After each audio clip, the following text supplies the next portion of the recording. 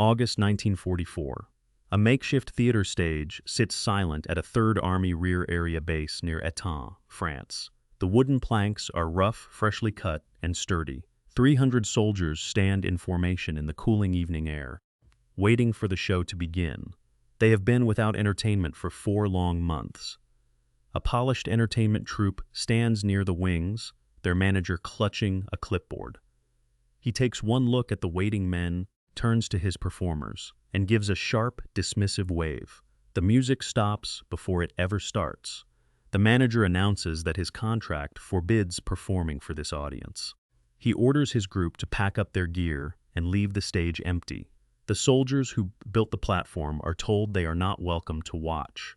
A lone general is already on his way to see why the music died. This is the story of what happened when a USO troupe refused to perform on a stage that black soldiers built. Before we continue, make sure you subscribe. We tell the World War II stories that show the price of treating soldiers as less than soldiers. Staff Sergeant Albert Freeman was 29 years old, hailing from the brick row houses of West Philadelphia. Before the war, he worked as a carpenter, a trade that meant he understood the literal skeleton of a building before the walls were ever raised. He enlisted in the Army Corps of Engineers, seeking to serve a nation that had rarely offered his people an equal seat at the table. Freeman was a man of quiet, measured movements, his hands permanently calloused and stained by pine resin and iron filings. He had seen the horrors of the North African campaign, where he watched bridges he had spent days securing vanish under heavy fire. 2 weeks ago, his platoon of 300 men arrived near Etain, tasked with transforming a muddy, churned-up field into a logistics hub for the advancing Third Army. For 48 hours, they labored without rest, driving piles into the wet French earth and leveling timber beams to construct a stage for an incoming USO troop. When the troop finally arrived, Freeman stood in the front row of the formation, his uniform pressed and his boots shined, waiting for the performance he had personally guaranteed his men.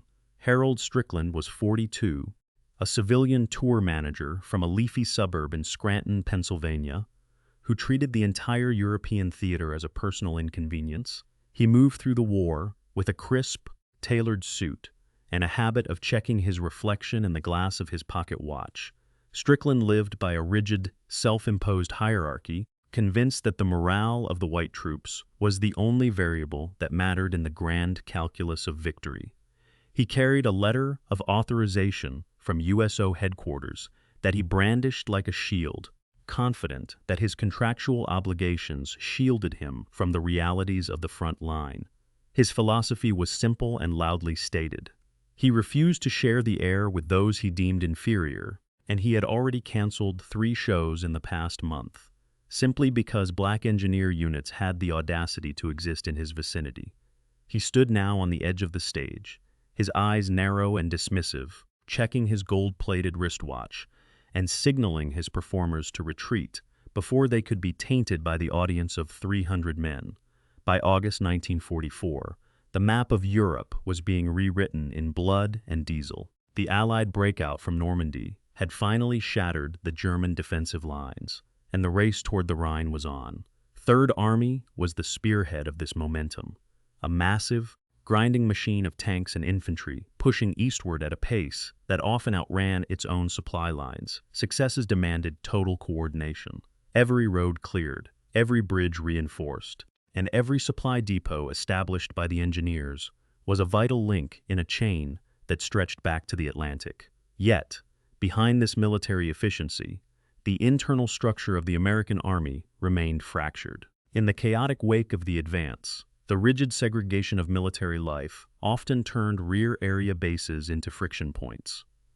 While the men at the front faced a common enemy, some individuals clung to the prejudices of the past, seeing the war as an opportunity to reinforce old hierarchies rather than dismantle them. Officers and administrators were often too focused on the immediate tactical goal to notice or care about the social rot spreading in the logistics hubs. Many cases of discrimination and refusal were swept under the rug, ignored in the name of administrative convenience or the desire to avoid public controversy within the ranks. This complacency allowed entitlement to fester, creating a dangerous divide precisely when the army needed absolute unity to sustain its speed. As the sun began to set over the logistics hub near Etain, the silence of the empty, stage-built platform stood as a testament to this deeper, unresolved conflict. Captain Arthur Miller of the 17th Engineer Battalion approached the troop manager with his hat held firmly in his hand. He kept his tone level, focused on the mission of maintaining morale for his men who had worked through the night. The stage was ready, the seats were set, and 300 engineers were standing in organized blocks, waiting for the show to begin. He gestured toward the formation, noting the time and the expectation of the troops. Strickland did not look at the captain. He kept his eyes on his own watch, then turned to survey the rows of waiting men with a visible sneer. He told the captain that he had no intention of wasting his talent on such an audience.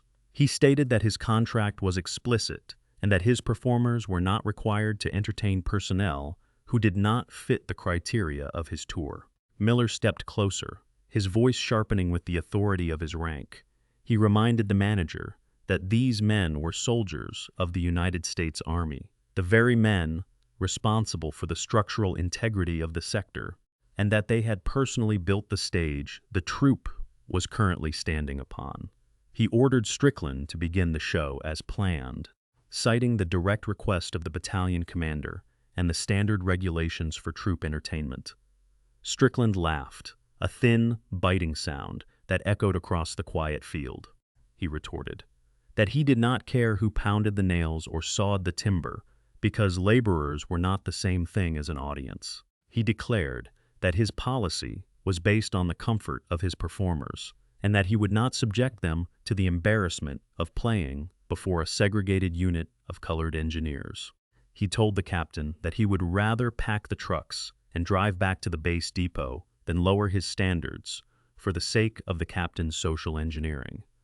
Miller realized then that reasoning was a waste of breath. He adjusted his stance, his face tight with controlled anger, and warned the manager that his refusal was being noted as a direct disruption of military order. He informed Strickland that the matter was now beyond the scope of a field request and would be elevated to the highest command level in the region. The report reached Patton within the hour. The rumble of a heavy engine announced his arrival long before the dust cloud cleared. A command jeep skidded to a halt near the center of the stage, the 4 silver stars on his helmet catching the fading light. George S. Patton stepped out, his movements sharp and purposeful, the polished ivory handles of his revolvers catching the eye of every man present. He walked with a heavy, rhythmic stride, his presence pulling the oxygen from the air. He did not look at the officers. He did not look at the performers. He walked straight to the center of the stage that Strickland had rejected. Patton stood still and looked down at the timber beneath his boots. He turned his head slowly to survey the line of 300 engineers, their faces hardened by months of labor. He turned back to the troop manager, his eyes cold and devoid of any warmth. He asked who had designed the layout for the stage. Strickland, standing tall and trying to mask his nerves, claimed he had no idea. Patton asked again, his voice dropping an octave, if the manager understood the basic physics of the ground they were standing on.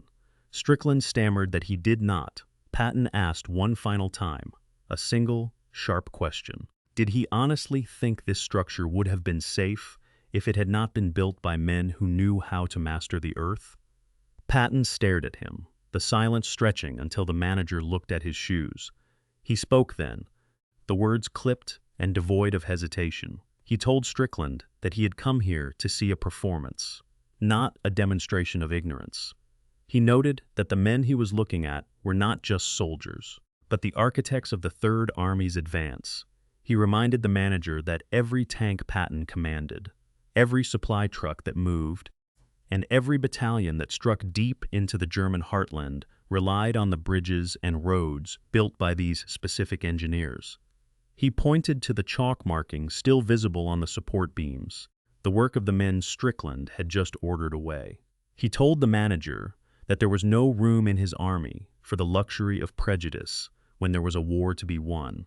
and there was certainly no room for someone who treated those who built the foundation as if they were ghosts. He held up a finger, the binary choice hanging in the air.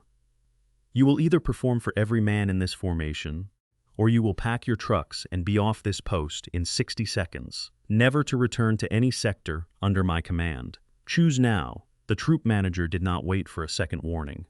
Within seconds, the performers scrambled back onto the stage, their movements hurried and silent. The stage they had refused moments ago now became their only venue, the rough-hewn boards vibrating under the weight of their instruments. Patton watched from the side, standing with his arms crossed and his gaze fixed on the crowd. He did not move as the musicians began to play, nor did he allow his expression to flicker when the first notes filled the air. He moved into the middle of the formation and sat down directly on the dirt, cross-legged, motioning for the engineers to gather close around him.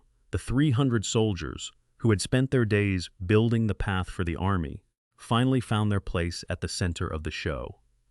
Officers who had hovered at the perimeter were forced to fall in behind the men, standing in the shadows while the general occupied the front row. The manager paced in the wings, sweating under the glare of the lights, unable to meet the eyes of the men he had tried to exclude.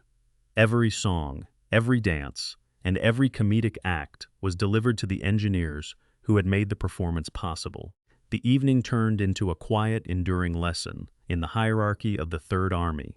Albert Freeman returned to Philadelphia in the winter of 1945, carrying the steady, practical discipline of the engineering corps back to the carpentry shops of his youth. He lived a quiet, industrious life, working on the urban restoration projects that defined the post-war city, and he was known for a particular rigidity when it came to the structural integrity of his work. He passed away in 1994, surrounded by family, never having sought fame for his role in the war, though he often told his grandchildren that a bridge was only as strong as the hands that laid the foundation. Harold Strickland did not fare as well. After the war, his reputation for obstruction and arrogance followed him into the private sector, and he spent his remaining years drifting through low-level administrative roles that kept him far from the center of any real influence. He served 2 years of a prison sentence for financial embezzlement in 1952, a downfall that left him bitter and isolated, and he died in relative obscurity in 1968. He remained a man who never quite understood why the world had ceased to value his sense of self-importance. General Patton never mentioned the incident in his public memoirs, nor did he lean on it to bolster his image as a champion of civil rights. He kept the report of the incident, signed and filed, tucked away in the deepest drawer of his desk. Years later, in a private letter to a trusted commander, he wrote simply that he had no patience for men who forgot that every soldier in his army was forged from the same iron, and that any man who tried to divide that strength would find no quarter from him. Some historians have argued that Patton's intervention was less about a genuine commitment to racial equality and more about his rigid, singular focus on military utility and the maintenance of order within his command. Others have argued the opposite, pointing to this moment as evidence of a deep-seated, if unorthodox, internal code that refused to tolerate the degradation of any soldier serving under his stars. What is certain is that the formal complaint filed in the wake of the show forced a quiet but permanent change in policy, ensuring that the men who built the bridges would no longer be denied the right to cross them. If you had been in Patton's position, would you have done the same, or would you have allowed the troop to leave? Let us know in the comments. And if you want more stories about the moments that forced people to face what they'd done, make sure to subscribe.